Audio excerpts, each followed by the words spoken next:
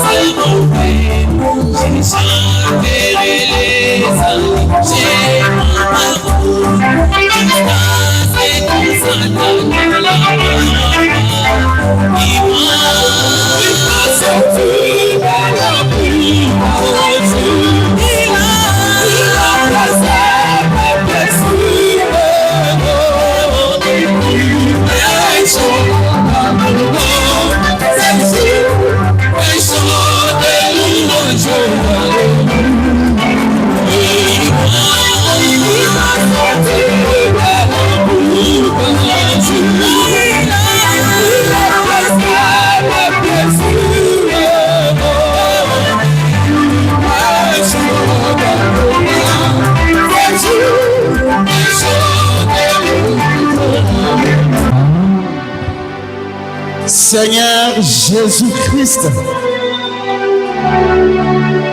quand tu n'étais pas là, Lazare est resté mourir. Mais quand tu es revenu, Lazare a eu la vie. Quand tu n'étais pas là, Seigneur, la pauvreté a régné sur tes enfants. La maladie a régné sur tes enfants, Seigneur. Les difficultés ont régné sur tes enfants. Reviens, Seigneur Jésus. Apporte la vie à l'un de tes petits-enfants que tu as amené ce matin, Seigneur. Si moi je parle, je ne donnerai que la mort. Cher Saint-Esprit, manifeste-toi, Seigneur Jésus. Fais-moi écarter du chemin. Prends la prééminence, Seigneur. Toi, les dieux qui sont de l'âme et qui sont de le cœur. Tu connais les désirs profonds qui est dans chaque cœur, qui est au-devant de ta face ce matin, Seigneur. Descends dans ta puissance. Descends dans ta sécurité, Seigneur Jésus. Je te laisse cette scène, Père éternel. Manifeste-toi, Père éternel. Tu débis à la fin de cette prédication, Seigneur. Quiconque peut venir malade, qu'il ressorte guéri. Quiconque peut venir faible, qu'il puisse avoir la force. Quiconque peut venir, Seigneur, lié, qu'il soit délié, Seigneur. Quiconque peut venir pécheur, qu'il soit pardonné, Seigneur. Quiconque a besoin du Saint-Esprit.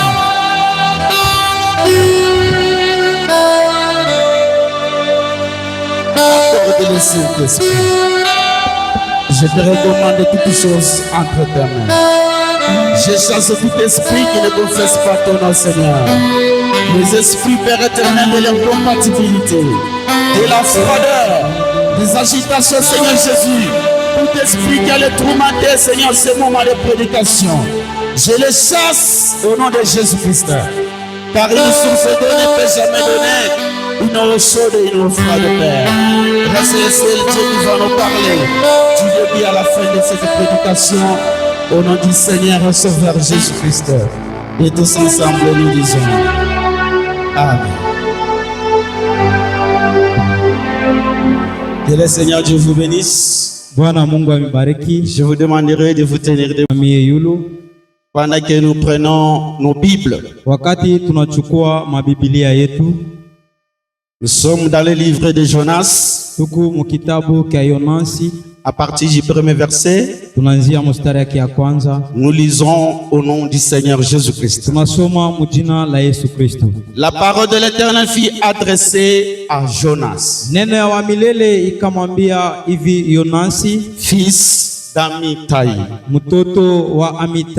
En ces mots, lève-toi, va à Ninive, la grande ville, écrit contre elle, na ulalamike sababu yabo, car sa méchanceté est montée jusqu'à moi. ubaya bwabo bunapanda paka na kwangu. Et Jonas s'éleva pour s'enfuir à Tarsis, Jonas akalamuka njua kukimbia kule kutarsis, loin de la face de l'Éternel. mbari na uso ya wa milele. Il descendit à Jaffo Akashuka kule kujafo, et trouva un navire qui allait à Tarsis. na anakuta ile mberkebu ilikuwa nenda kutarsis.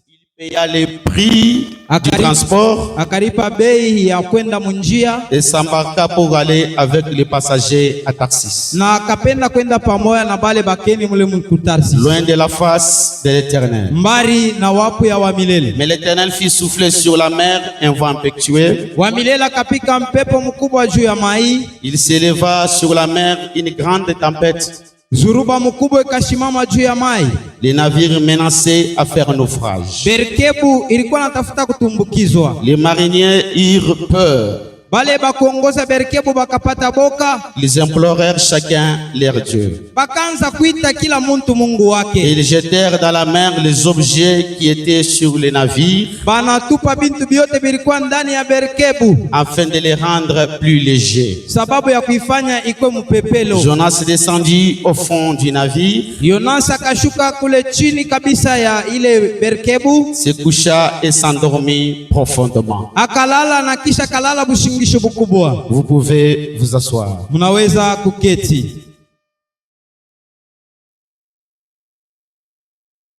Ça fait de cela 2 semaines Kunakuya majuma mbili et nous sommes en train de parler sur un sujet, tuko nasemea pakishina, la voie laquelle Dieu a frayé pour nous. njia ile Mungu alifanya njuu yetu. Nous avons tiré cela dans ces versets que nous venons à peine de lire, Tunatoka mkuitosha mkitabu kile tunatoka mkusoma, où Dieu est apparu à Jonas. kule Mungu alimonekania Yonasi, Il lui a dit d'aller à Ninive akamwambia wende Ninawi. parce qu'il avait vu que les péchés des Ninévites Aliona zambi ilikuwa inetawala, avaient touché l'Éternel. ile zambi ilienda na kumgusa paka wa milele. Et vos péchés, peut-être quelqu'un ce matin, Saa zingine kuna mtu hii asubuhi ces péchés ont touché l'Éternel. mazambi yake inamubamba wa milele. Comme ces temps-là, Mwa ile wakati Ninive était secouée par les péchés, par les mal. Ninawi ilikuwa inatingizwa na zambi na bubaya. Le prophète dit, Nabii anasema les habitants de Ninive, bakaji bamule muninawi ils adoraient le Dieu poisson. balikuwa nabudu Mungu samaki. À chaque fois qu'ils voyaient les poissons venir, Kila mara balikuwa na samaki ils anakuja, chantaient pour ces poissons-là, balianza kumwimbia ule ils samaki, dansaient pour ces balianza poissons-là, kuchezea ule et samaki, cela n'a pas plu à l'Éternel. na ile haikumupendeza wa Des milele. fois, ce que Dieu est en train de faire dans ta vie, Saa ingine bilo kunafanya mu maisha yako, certaines choses déplaisent à l'Éternel. vingine bintu havimupendeza wa C'est milele. pourquoi Dieu avait choisi Jonas Ndio kwa maana Mungu alichakula Yonas pour qu'il ait apporté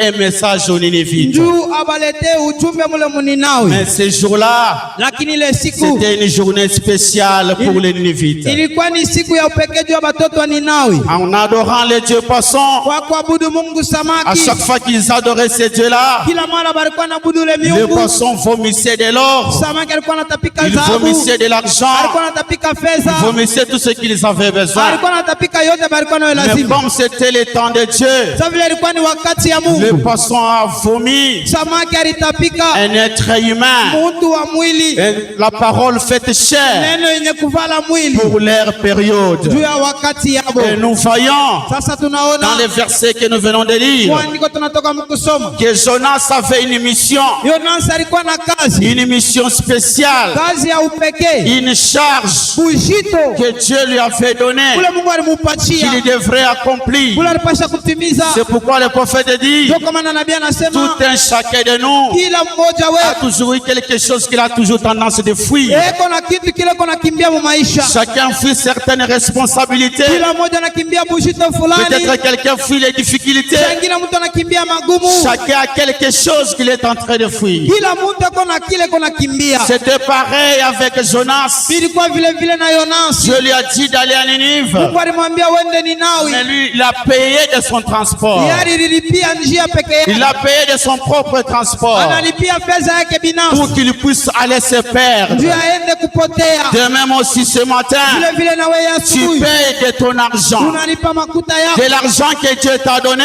Makuta ile Mungu pour alikupatia. aller entrer dans les bars, Ndio kwenda kuingia mubaya. pour payer des boissons alcooliques, Ndio kuzama mpombe pour kulewesha. aller te prostituer, Ndio kwenda kusharatika. pour aller faire ceci ou cela Kufanya hivi na vile. avec ton propre Na argent. makuta yako binafsi. C'était pareil avec Ilikuwa Jonas. vile vile na Yonas. Dieu lui avait orienté d'aller à Ninive, Mungu alimwambia ende Ninawi. mais lui est allé à Tarsis. Lakini anaenda kuTarsisi. Il a payé de son argent, Analipa fedha yake. il a payé les navires Analipa ile berkebu. pour la perdition. Juu ya À upotevu. chaque fois aussi que tu fais ce genre des Kila actes, mara naona unafanya matendo ya hivi. c'est le chemin de Tarsis que tu prends. Ni njia ya Tarsiso kuna À chaque beba. fois que tu fais sortir de ton argent Kila mara unatosha fedha yako. pour donner au pit, Ndio kupatia bandumba. c'est le chemin de Tarsis que Ni tu njia ya prends. Tarsiso kuna beba. Tu dois faire beaucoup d'attention Unapasha kukeba ange car kabisa. tes péchés Kwa maana mazambi ont yako atteint les cibles de Dieu. inagusa Mungu Il kumbingu. y a certaines choses, Kuna vitu vingine. comme le prophète dit, Sasa vile nabii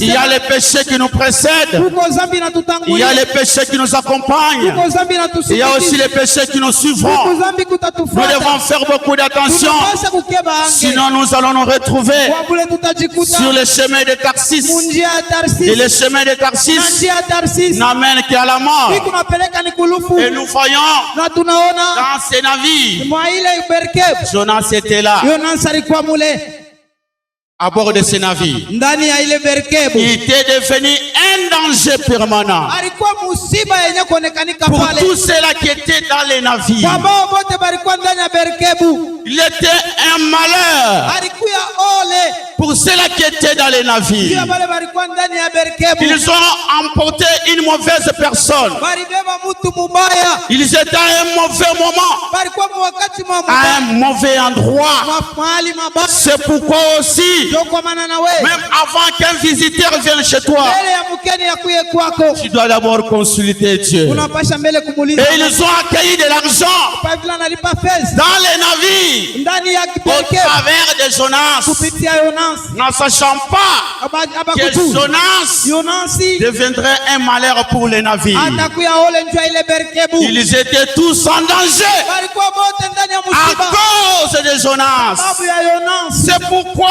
Ndio kwa maana avant que tu invites quelqu'un chez toi, mbele ya kuita mtu kwako. de faire quitter quelqu'un d'une province pour venir chez toi, Wala ingine anatoka mgini fulani. tu dois njoo d'abord hapa. demander la volonté de Dieu. Unapasha kuuliza mbele Est-ce que tu veux que telle personne vienne chez moi? unapenda mtu fulani akuye Sinon, kwako. tu risques d'inviter la mauvaise personne. Kama unafanya vile utaita mtu Tu mubaya. risques d'inviter les malheurs dans ta maison. Ile unabidi uite ole munyumba. Car Jonas c'était un malheur pour ceux qui partaient à Tarsis. Yonas alikuwa ole kwa wale walikuwa nenda Ils kutarisi. étaient des innocents. Walikuwa basipo Ils kuyona. ne savaient rien. Abakuye Mais à kitu. cause de Jonas, Sababu ya Yonas. le malheur est entré dans les Ole navires. inaingia ndani ya Ne berkebu. sois pas un malheur Usikuwe ole. pour ta Juu maison. ya nyumba. Ne sois pas un malheur Usikuwe ole. pour n'importe qui dans ta Juu vie. ya yoyote mu maisha yako. Alors nous voyons Sasa que tunaona Jonas était un malheur. Yonas alikuwa Il y ole. a certaines personnes Kuko bantu wengine dans la famille qui sont les malheurs. ujamaa boni Quand baole. ils entrent seulement chez toi, Kama naingia tu kwa peut-être tu as tendance à cacher tes enfants. wengine unabidi kufutika hata batoto. Ils sont des malheurs Anakuwa ni maole pour la famille. juu ya jamaa. Il y a certaines personnes, Kuko bantu wengine peut-être que vous êtes des chauffeurs, saa ingine mko baongozaji transportent peut-être les transports en commun. huku nabeba bantu kwenda Peut-être que tu kuzini. avais eu à prier Saa ingine ou tu uliomba n'avais pas prié. wala ukuombe Mais à cause sababu de certains Jonas ya Yonasi qui fulani entrent dans ta voiture, anaingia mugari qui yake, entrent dans ton petit anaingia temps, mupetite il devient un porte-malheur. anakuya muleta ole, Un porte-malheur. muleta ole. C'est pourquoi vous devez faire beaucoup d'attention. Ndio kwa maana mnapaswa ukeba À ange cause d'une seule personne, sababu ya muntu moya. le navire était en danger. Berkebu ilikuwa Le mumusiba, navire était en train de balloter. berkebu ilikuwa na Le wayawaya, navire était dans les risques. berkebu ilikuwa muhatari. Peut-être à cause de toi, papa, Saa ingine wewe baba, toute ta famille est en danger. jamaa yako inakuwa Peut-être à msiba, cause de toi, ma soeur, sababu yako wewe tu es devenir un malheur unakuya ole pour ton mari, juu ya bwana, malheur unakuwa ole pour tes enfants. Peut-être c'est toi, papa, wengine ni wewe qui est baba, un malheur unakuwa ole pour ta femme, juu ya bibi un yako, malheur unakuwa ole pour tes juu ya enfants. watoto Vous yako. devez faire beaucoup d'attention. Unapaswa kukia À qui nani? approchez-vous? Ni kwa nani Tu peux unakaribia? approcher Unaweza kukaribisha un ami rafiki, qui devient malheur pour ta anakuya vie. ole maisha yako. Est-ce que vous pouvez acclamer le Seigneur? Unaweza kushangilia kwa Bwana. Tu peux recevoir un ami. Utapokea Quand rafiki, tu l'appelles un ami, wala unaita il rafiki, devient un malheur pour ta vie. anakuya ole juu ya maisha yako. Faites beaucoup d'attention. Kebeni yange Car kwa Jonas maana Yonas était devenu un malheur alikuwa ole pour les navires. juu ya ile berkebu. Nous allons avancer. Tutaendelea. Nous allons lire le prophète Branham, Tutasoma Nabii Branham, notre position en Christ, msimamo wetu ndani ya Kristo, mahubiri du 16 janvier 1955. mia ile tarehe banataya À partir du 11e verset, mstari yake ya 11, à partir du 11e verset, mstari yake ya 11. le prophète dit ceci: Nabii anasema hivi, maintenant, sasa hivi nous en tant que gens du plein évangile, siye kama batu bakwenda kupeleka habari njema. je pense que nous avons commis beaucoup d'erreurs en regardant dans la parole Na wazia tulifanya makosa mingi kuangalia maneno et en disant na kwa kusema Dieu a dit ceci, Mungu alisema et hivi. nous avons manqué de découvrir la révélation directe de notre vie. Tunakosa kuvumbula ufunulo ya jana ya maisha yetu. Nous n'avons pas y arrivé à découvrir la révélation de Dieu pour notre vie. Hatukufika kuvumbula ufunulo ya Mungu juu ya maisha C'est yetu. là qui était dans la navire, il n'avait pas découvert la révélation de Dieu. Pale balikuwa mberikeba bakuvumbule ufunulo ya Mungu. Nous avons manqué de découvrir la révélation directe de notre vie Tunakosa kuvumbula ufunulo yenye inakuwa ya maisha yetu pour pouvoir nous adapter à ce programme. juu ya kusimamia kwa ile mapa. C'est ce que nous avons dit le vendredi. Ndio kile tulisema Dieu mkasa. a un programme Mungu eko na mapa. et nous devons nous adapter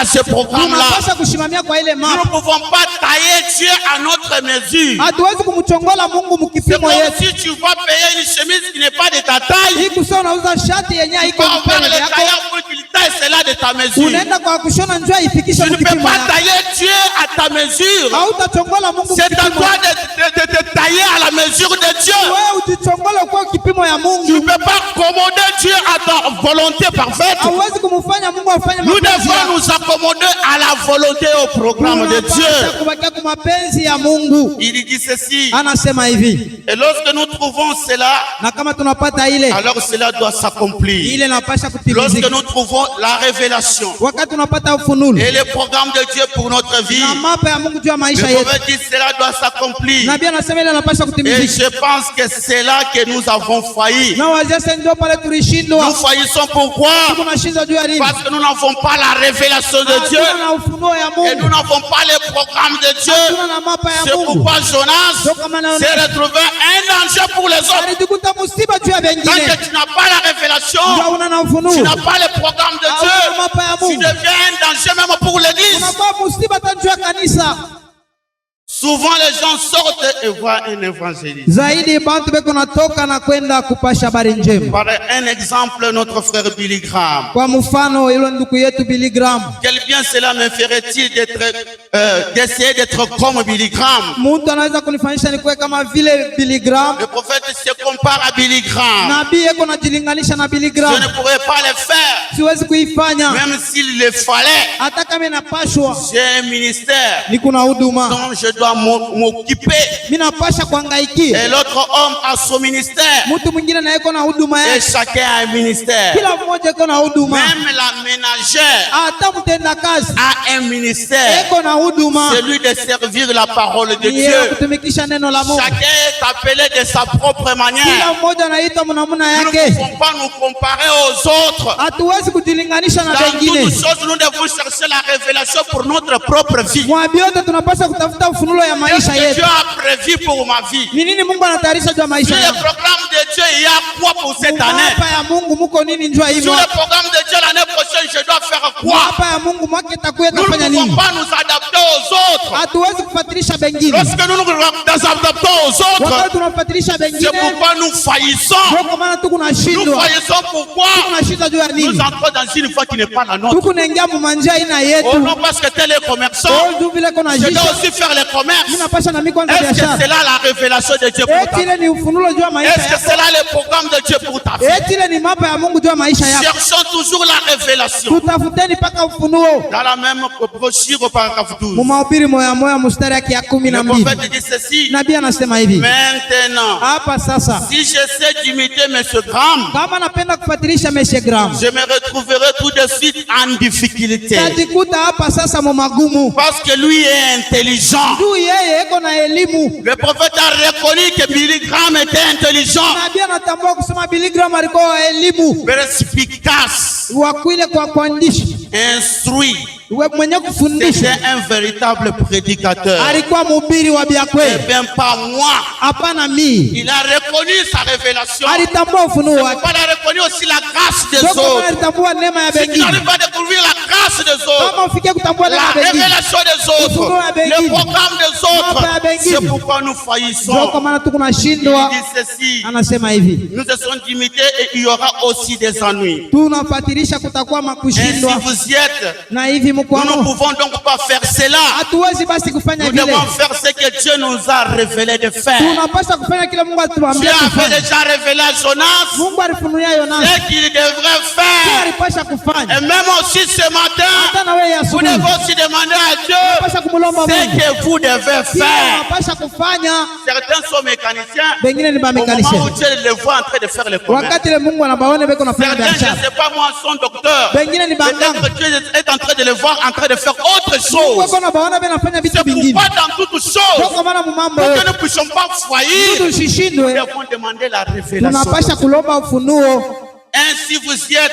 Hivi mkwamo. Nous ne pouvons pas faire cela. Hatuwezi kufanya vile. Nous devons faire ce que Dieu nous a révélé de faire. Tunapasha kufanya kile Mungu C'est ce alituagizia que tufanye. fait frère Graham. Ndio kile kiko nafanya ndugu Dieu lui a Graham. révélé un réveil mondial. Mungu alimfunulia ufunuo Aussi en fait-il une bonne démonstration. na hivi atafanya kionesho kizuri. Et je l'apprécie. Na vile mimi kuna mtapa. J'essaie de mon mieux. Mimi najua kumzuri. Selon la révélation que Dieu m'a donnée. Kufuatana na ufunuo Mungu Le alinipatia. prophète s'est attaché à la révélation que Dieu lui a donnée. Nabii anambatanisha kwa ile ufunuo Mungu alimpatia D'aider les malades. ya kutunza wagonjwa Et de faire ce qu'il m'a dit de na faire. kufanya kile aliniambia nifanye. Au paragraphe 17 dans la même brochure. Mstari ya 17 ya Mathayo Lorsque les moja. gens disent qu'il n'y a plus d'apôtres Wakati watu wanasema hakuna ba mitume et que cette même église envoie des missionnaires, na ile kanisa moja inatuma bapasha comme habari. Jonas aussi était un Kama missionnaire, vile Yonasi alikuwa mpasha tout habari. en disant qu'il n'existe plus d'apôtres. Kwa kusema hakuna batume Je ne comprends pas cela.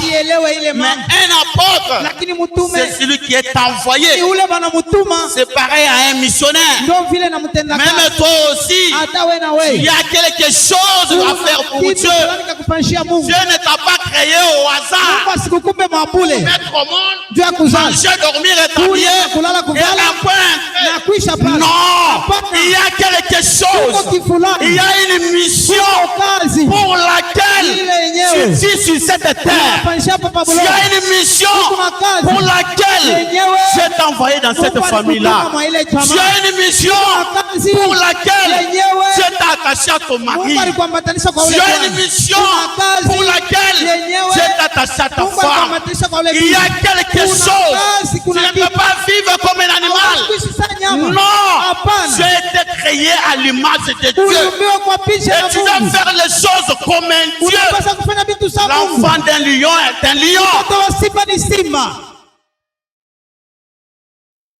Il dit ceci. Anasema hivi.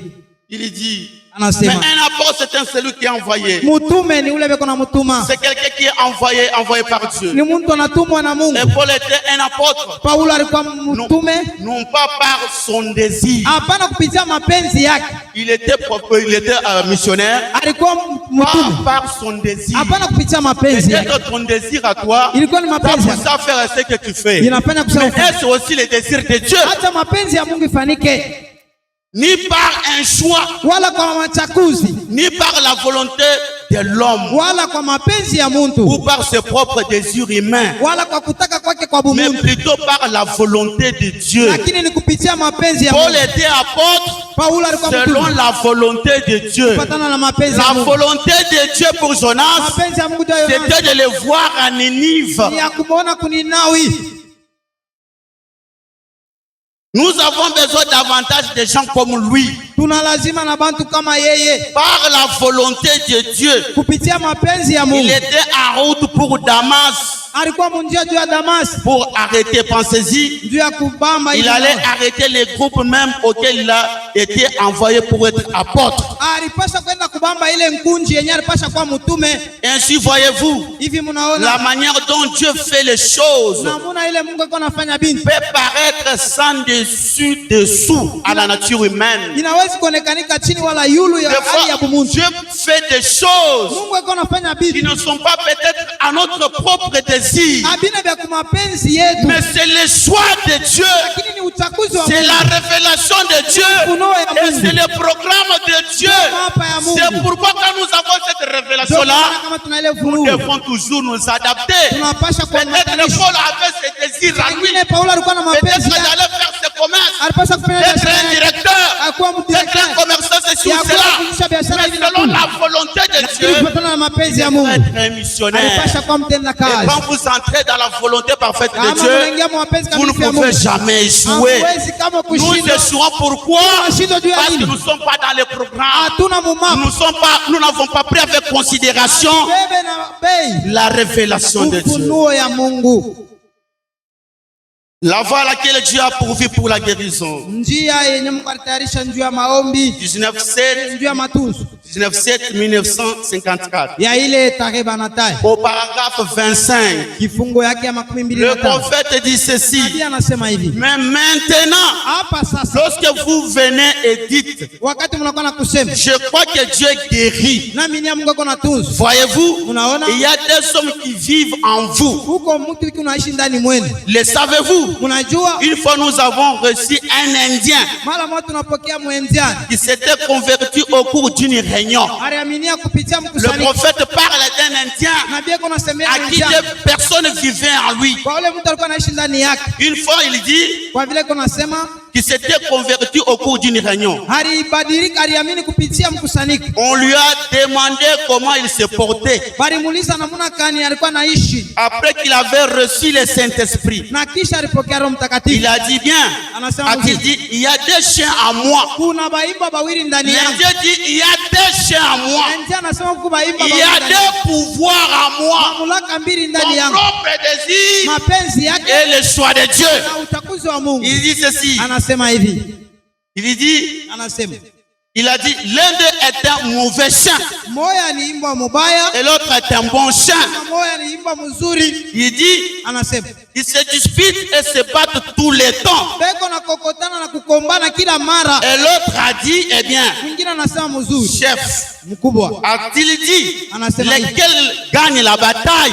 mmoja kaneko na wina En mvita, posant la question à cet Indien-là, anamuuliza ule il a dit qu'il y a des chiens qui vivent à moi. unasema kuko baimba bawili Et banaishi ces ndani yako, chiens-là sont en train de se na battre. wale baimba beko na En lui kombana, remettant la question, banamrudisha maintenant ulizi. parmi ces deux chiens, Kati ya wale baimba quel est bawili le chien qui gagne beaucoup plus? nani ule imba eko na wina mwingine? L'homme, Mtu le chef a dit. wanasema hivi, Bien, cela dépend de celui que le chef nourrit le plus. yule naelekea kwa ule mkubwa iko namulisha zaidi.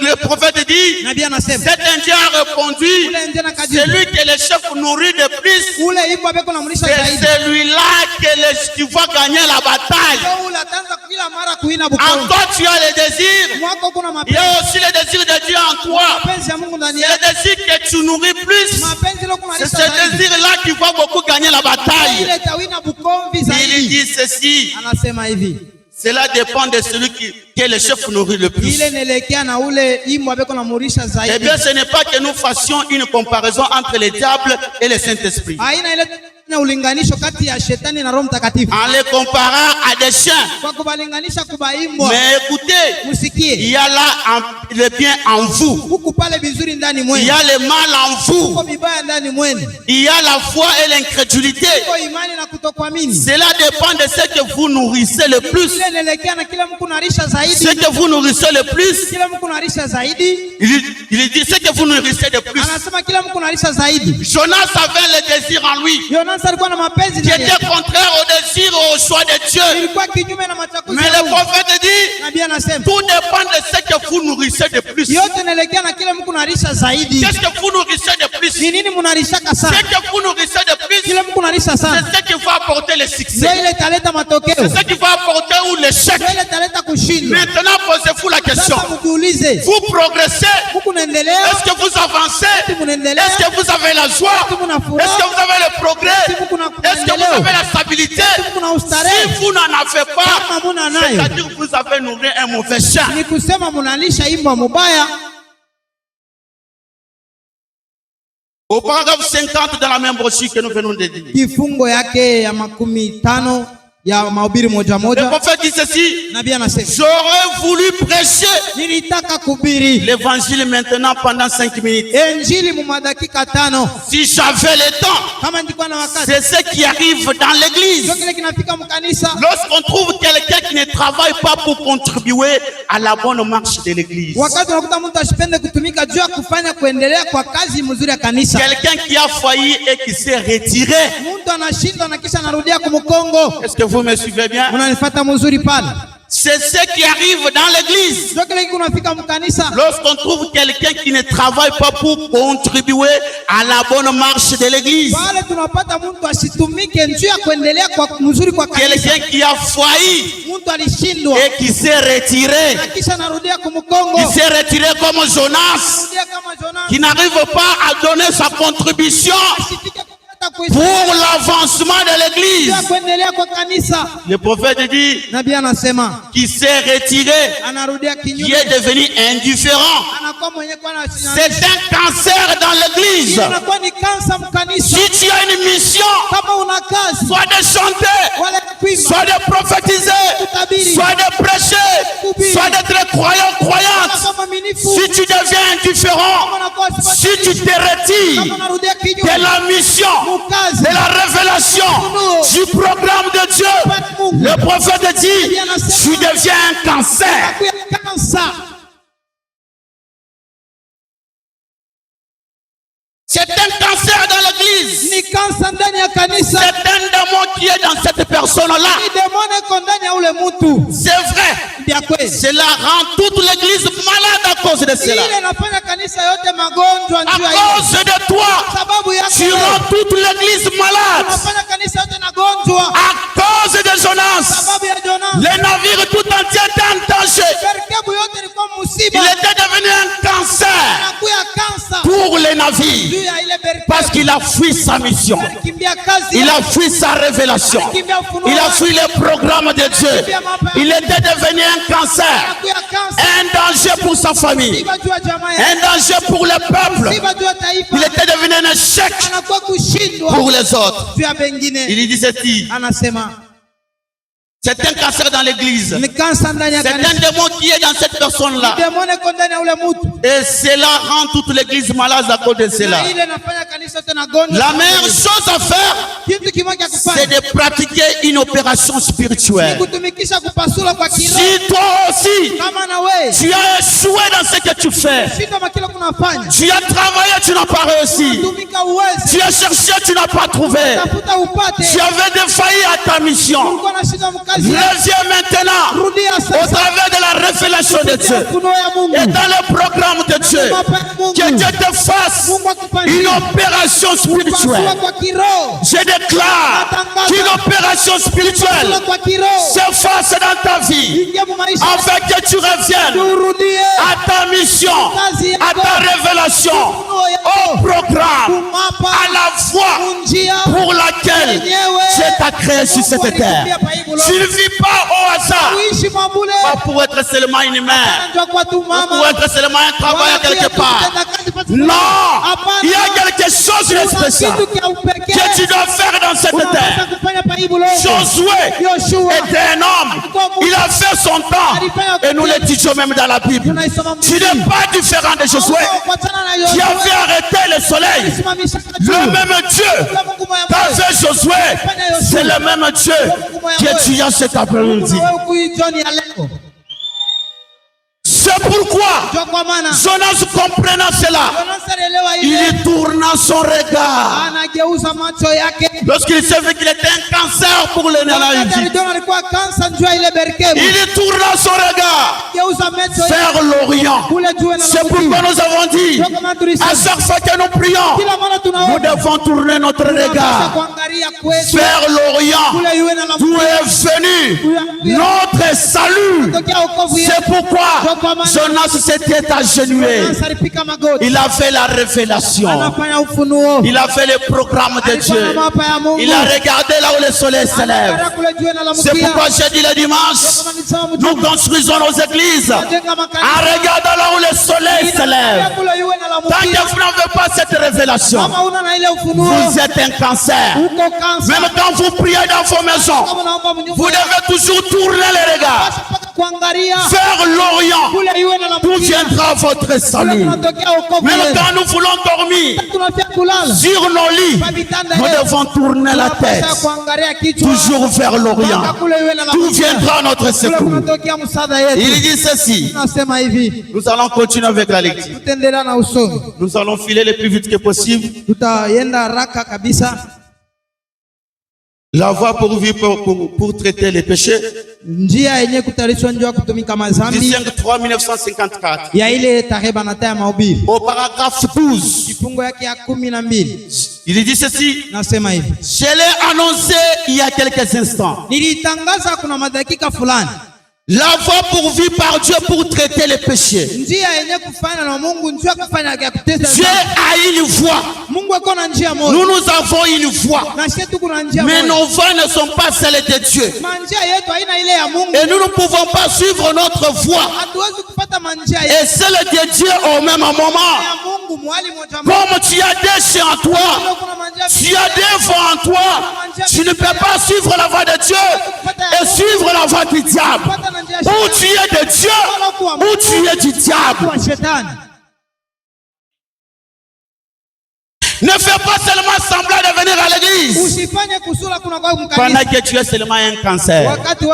Tu viens pour ensorceler les autres, pour bloquer la bénédiction des autres, pour bloquer la progression des autres, pour bloquer le salut des autres. Non! Choisis une voie. C'est à toi de choisir. Le choix t'est donné de choisir la vie ou de choisir la mort. Mais moi je te demande de choisir la vie. C'est juste comme une carte routière. C'est une carte routière. Quand je serai comme sous le point de rentrer chez moi, je ne dirai pas, eh bien, alors je place une boussole comme peut-être. J'habite au nord et par rapport à ici. Et puis si seulement je m'engageais dans cette direction-là, je ne sortirai pas de la ville. Le prophète dit, c'est comme une carte. Chacun de nous ici a une carte devant lui. Il sait que quand je quitte ici, pour arriver rapidement chez moi, je dois prendre telle direction. Je dois prendre telle direction qui va me faire arriver jusqu'à chez moi. Et en prenant cette direction-là, tu ne peux jamais te désorienter. Tu arriveras directement chez toi. Parce qu'il y a une voie devant toi. C'est à toi maintenant de suivre cette voie-là. Si tu ne suis pas la voie qui est au devant de toi, tu vas te retrouver en dehors de chez toi. Je prends une carte routière ici.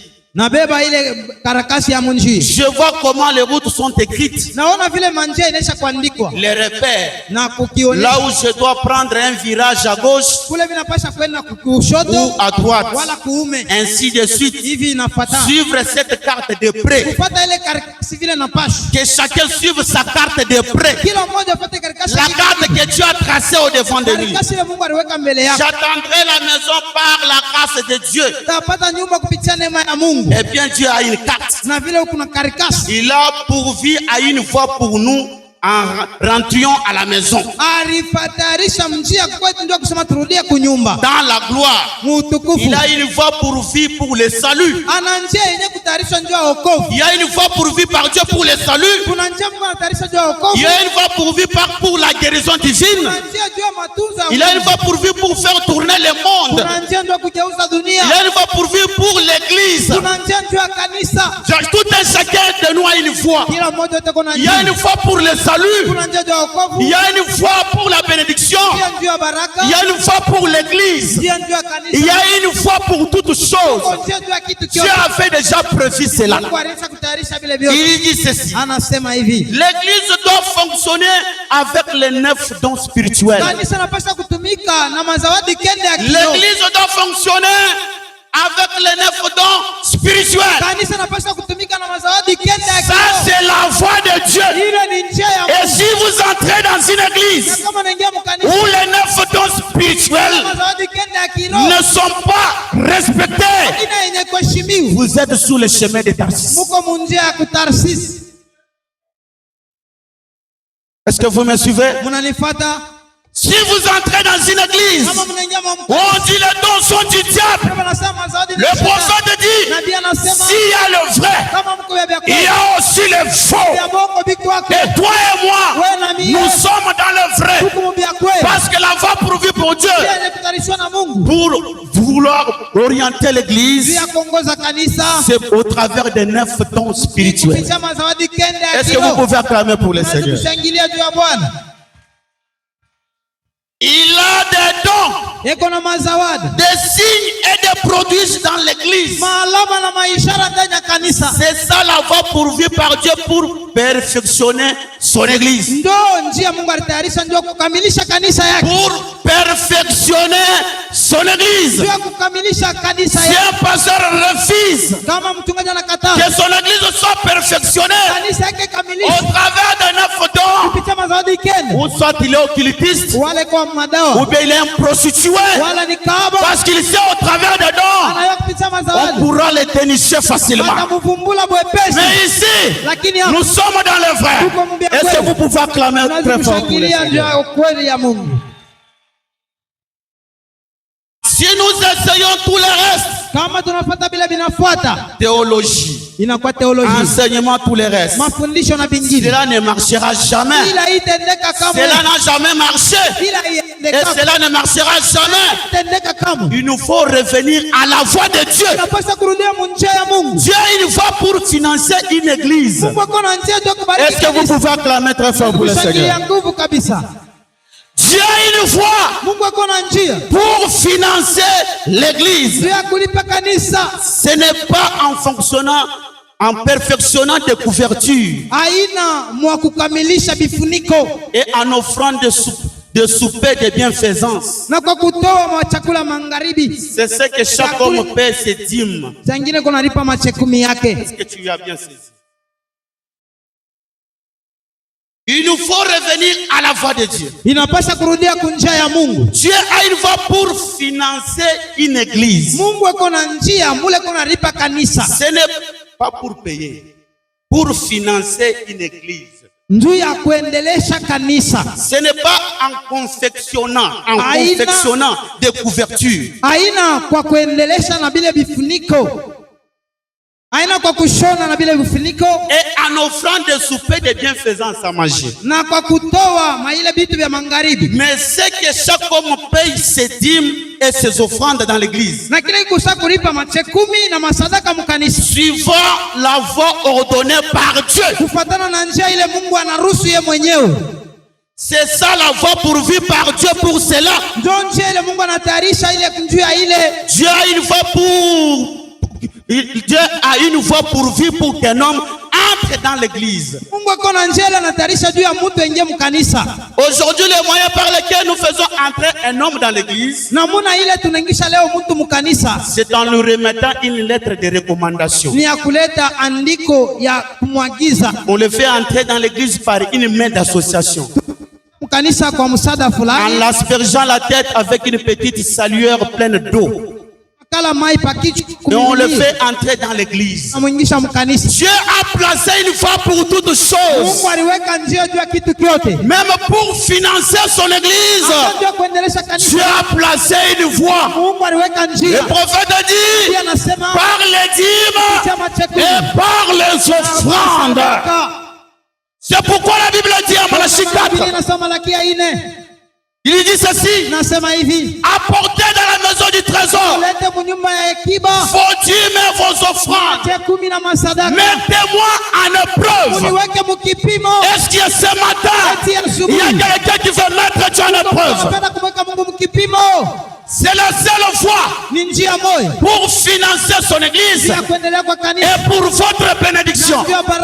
Il dit, mettez-moi en épreuve par vos dîmes et par vos offrandes.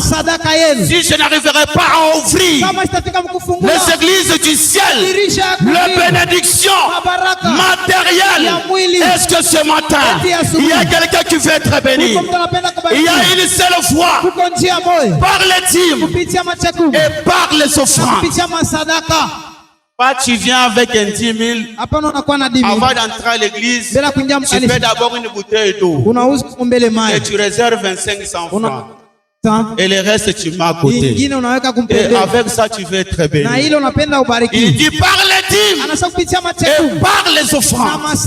C'est ton Dieu qui t'a donné le souffle de vie. Quand tu veux l'offrir, tu dois l'offrir avec considération. Pas tu plies l'argent d'une certaine manière pour offrir à ton Dieu.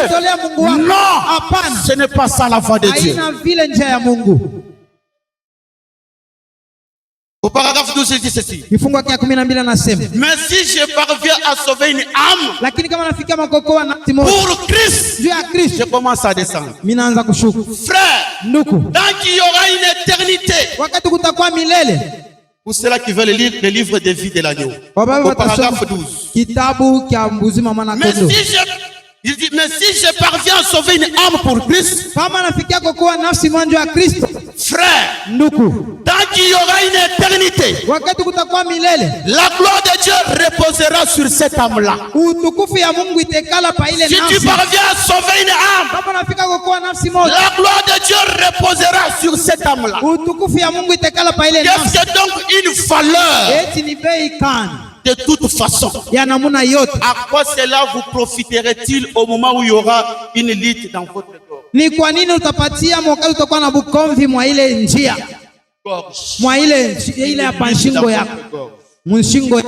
le médecin fera votre poule faiblir.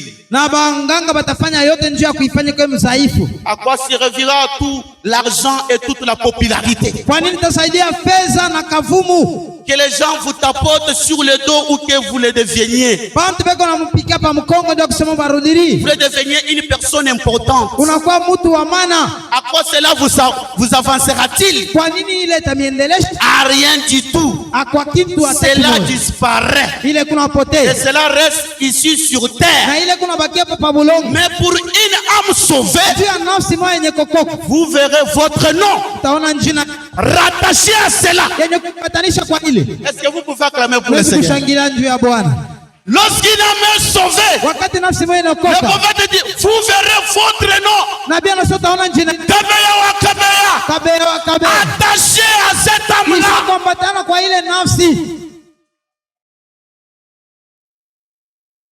Tant que l'étoile du matin scintillera. Sauvons donc les âmes, mes frères. Chaque personne, vous les ménagères, vous n'avez pas besoin d'être prédicateur. Faites quelque chose pour la gloire de Dieu. Rappelez-vous, ce sont les choses éternelles qui durent toujours. C'est sauver les âmes. Que cela soit la première chose de tout votre travail, de toutes vos idées, de tous vos motifs.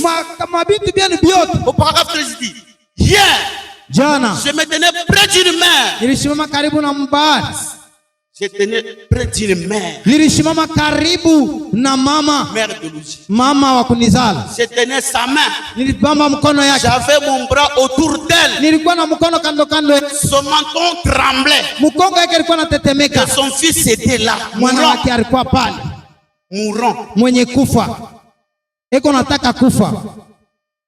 Elle a dit, Bill, j'ai brûlé sans cesse d'envie de te voir revenir au tabernacle. Je lui ai dit, Sœur Ferguson, je pourrais peut-être avoir 50 âmes de sauver ici au tabernacle. Ce qui serait une bonne moisson pour une âme. Je peux en avoir 100 000. Je sauvé dans cette autre religion. Voyez-vous, lorsque j'entrerai dans cette gloire, je n'aimerai pas. Dieu m'a sauvé. Il m'a déjà sauvé. C'est réglé. Mais en fait, lorsque il dit, lorsque j'arriverai là, j'aimerais regarder partout et voir les étoiles briller. Il dit, Amen. J'aimerais voir quelque chose qui fait quelque chose.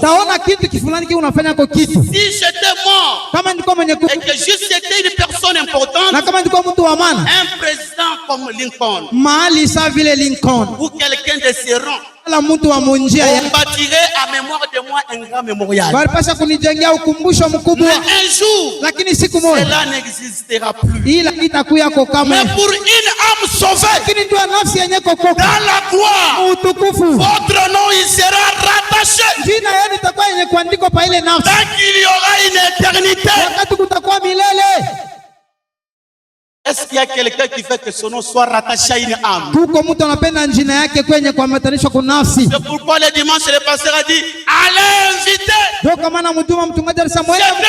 inspiration qu'il a parlé. C'était une révélation de Dieu. C'était le programme de Dieu.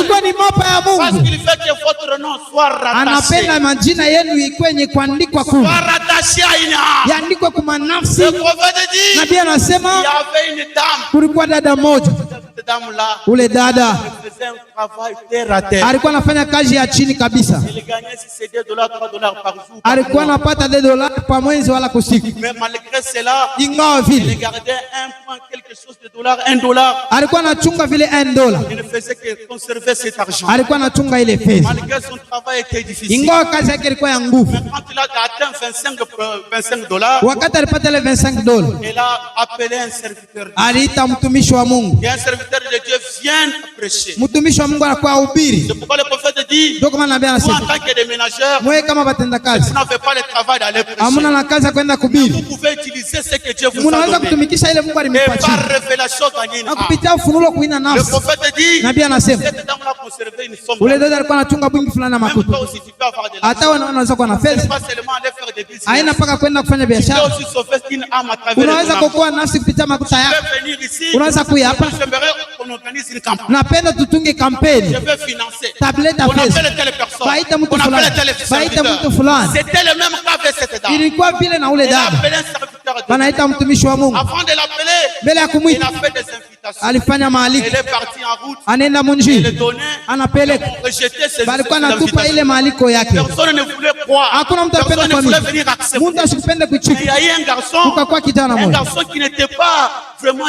kijana sikukuwa tawali, asikufunde ule kijana, asikujua hata kusoma jina yake. Ule akamuuliza ule dada, naweza kuya mwa ile mkusanyiko? Dada akasema, binti wangu, ni mzuri, naweza kuya. Na magharibi ule dada katarisha meza, ilikuwa sawa vile mimbari, Mubira Kakui. Ils se sont retrouvés. Banajikuta pale Ils ont bawili. commencé à chanter. Banaanza kuimba. Ils ont chanté. Banaimba. Après un temps, Kisha wakati fulani ils ont vu ce monsieur-là. banaona ule kijana mwingine C'est assis aussi. anekala na yeye Et pembeni. quand on a prêché, Wakati wanahubiri, cette âme-là a été sauvée. ile nafsi iliyokoka, Mais du fait que cette âme-là a été kwa vile ile sauvée, nafsi iliyokoka, Dieu a béni. Mungu alibariki. Le prophète dit, Nabii anasema Dieu a béni cette dame-là. Mungu alibariki ule dada. La bénédiction, ce Baraka n'est pas seulement dans le business. inapaka Ce n'est mubiashara, pas seulement dans ce que tu peux t'imaginer. kama vile kuna Mais waziri, quand tu as la révélation, kama uko na et ufunuo, tu entres dans le programme de Dieu, unaingia mumapa ya tu Mungu, ne gagneras pas seulement matériel, hautapata paka mubiti, même spirituellement. hata mukiroho, Même spirituellement, kiroho ton nom sera rattaché. jina yako itakuwa inakuandikwa. Le prophète dit, Nabii dans anasema le livre de Jacques, kitabu cha Yakobo, quand une personne kama mtu mmoja gagne une âme, anawina nafsi moja, tous ses péchés sont effacés. madhambi yake yote yanajimishwa.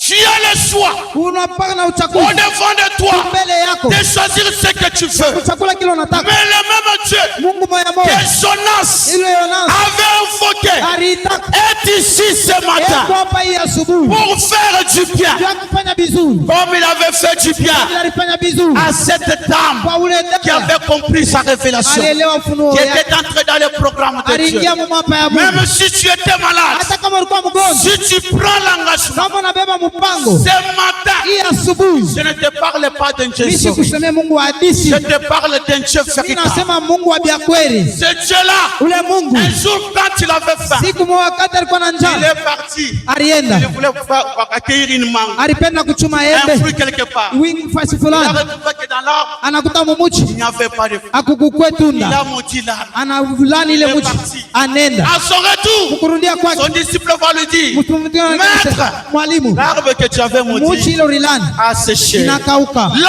vie uzima qui était dans l'arbre ilikuwa mumuchi, était déjà sortie. ilikuwa yenye Et kutoka, que l'arbre était debout. hata vile mchi C'est de ce Dieu-là ule Mungu que je te parle ce matin. amezete asubuhi, C'est démon ule mademoni qui liait tes mains, ilikuwa nafunga mikono qui yako, liait tes pieds, ilikuwa nafunga qui miguu yako, t'avait bloqué, ili kushimamisha, vont te quitter. itakuacha. Même si tu sortais ici, Hata kama unatoka hapa, tu sentais des douleurs, ulikuwa nasikia maumivu, tu sentais des agitations. ulikuwa nasikia makutano, C'est un arbre mina nafsi qui est déjà mort. inaisha C'est kufa, un arbre ni muchi qui n'a plus d'avis. haina na uzima. C'est ce Dieu-là. Ule Mungu Quand tu n'étais pas là, wakati sikukwepo, quand tu n'étais pas là, wakati sikukuyepo, Lazare était mort. Lazaro Mais alikufa. quand il est rentré, Wakati alirudia, Lazare qui était mort Lazaro ki alikufa a eu la vie. pata De uzima même, vile vile. quand Jonas Wakati a Yonas accepté, alichika, il est parti à Ninive. anaenda Le kuninawi, peuple de Ninive, taifa ya ils Ninawi ont eu la vie. balipata C'est uzima. ce Dieu-là, Ni ule Mungu, le Dieu de la colonne de Mungu wa feu, nguzo ya moto, le Dieu du soleil levant, Mungu wa jua ya lui kusini, le commencement yeye mwanzo et la na fin. mwisho. Si j'avais parlé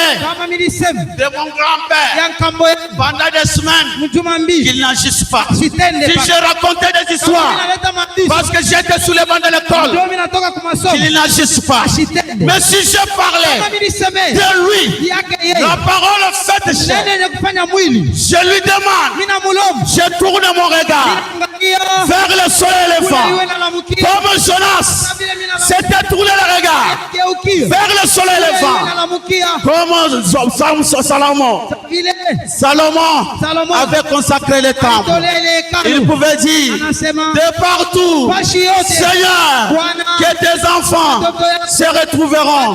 Quiconque tournera son regard yote atangalia vers ce temple, kupitia hii hekalu exauce le Seigneur. au mjibie Bwana. Si tu m'as jamais exaucé, Kama uyanijibu wako depuis que je t'ai accepté, tokea mimi kuitisha je te demande, Seigneur, kulomba Bwana une fois encore, mara moja tena accepte ma prière. itika maombi yako Que quiconque kutoke était venu ici kuyapa tout en étant malade, kwenye kwa mgonjwa que la maladie quitte. magonjwa itoke Au nom de Jésus-Christ, jina la Yesu Kristo. celui qui était lié, Yeyote alifungwa qu'il soit délié. akuwe mfunguliwa. Au nom de Jésus-Christ, Jina la Yesu Kristo. que celui qui était bloqué, Yeyote alikuwa mfungwa, oh Seigneur, oh Bwana, je te demande qu'il soit débloqué. ninakuomba mara nyingine Ils ont accepté ta voix. wanaitika Ils ont accepté ta voix. wanaitika njia yako. Oh Seigneur Dieu, Bwana tu m'avais dit un jour ulinionyesha siku que moja appelle-moi ni mieko l'Éternel Dieu kwa Tout-Puissant. milele, Mungu wa uwezo. Je descendrai. Nitashuka. Où es-tu, Mungu Seigneur? wapi Bwana? Quitte l'histoire. Toka mwadui. Marche dans cet auditoire. Mwa hii chumba.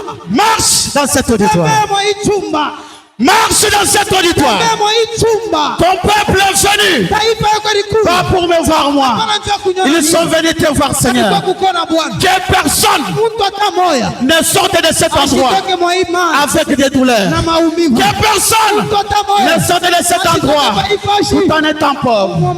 Que personne ne sorte de cet endroit tout en étant maudit. Que personne, je le déclare. Alléluia. Que personne ne sorte de cet endroit, même s'il est aveugle. Seigneur Jésus, toi qui as fait guérir cet aveugle par humain, je t'invoque, Seigneur guéri. Même si quelqu'un, on avait signé l'opération, j'efface l'opération, j'enlève les couteaux de l'opération, qu'il y guérison sans cicatrice, les localise au nom de Jésus-Christ. S'il y a quelqu'un qui attend chercher l'emploi, qui était chômeur, oh Seigneur Jésus, toi le Dieu de ma jeunesse, je t'invoque, Seigneur. Toi le Dieu de Nevillemamba, je t'invite faire de grandes choses. Je t'invoque en sérieux. Fais quelque chose. Que celui qui cherche de l'emploi, qu'il puisse en trouver. Je vous bénis sur le plan matériel à tous égards. Je le déclare au nom de Jésus-Christ.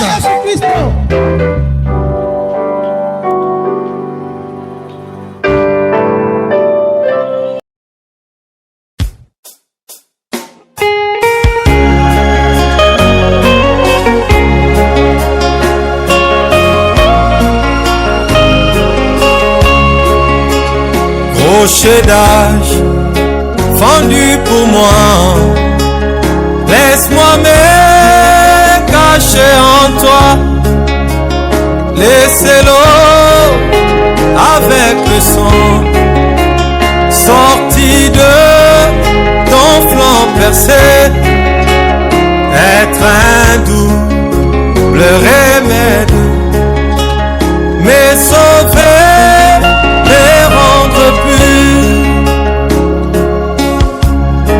Alléluia.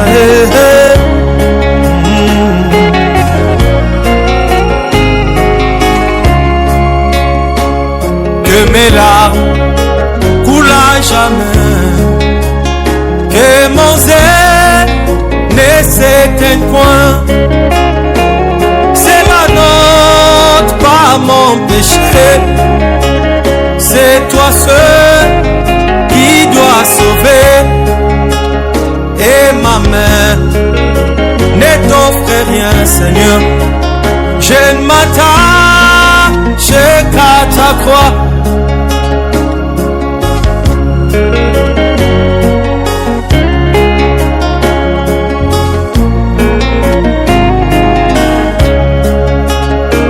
Alors que j'aspire ce souffle, quand mes yeux se fermeront, et quand je m'élèverai, je te verrai